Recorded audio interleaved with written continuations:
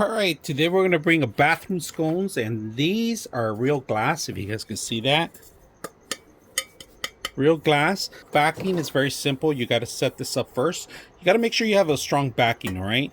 And of course, you're going to need a screwdriver, and then you're going to need the wrench, which they also include the wrench along with the cables that you need to connect. All right, in order to connect this, you need a ground, you need hot and neutral. So today we're going to set this up, and if you guys can see these, you have to take them off, all the little screws, all the nuts, so you can set them up individually. There's 3 light bulbs, and of course you got to remove this in order to set up the light bulbs themselves too. All right, so let's set this up first of all so you guys can see how it looks. We got the back end, the strongest part here, and then we're going to set it up.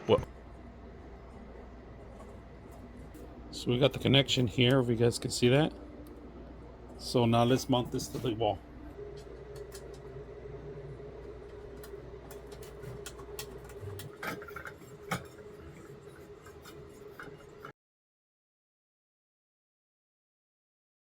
All right, here's the actual scones that we see.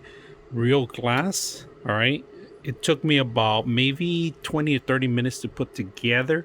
The hardest part was the actual mount and the connections. So it does require 3 connections to connect to the same place. And if you guys notice, I put the levers. It's much easier than the actual nut that they give you. All right, it's much easier and convenient for me to install them. And once I set it up, I just connected the power source, I connected the ground, and it was ready to go. Now, if you like the light bulbs a little bit brighter, you could get them brighter, but I like them just like that. It's daylight mode.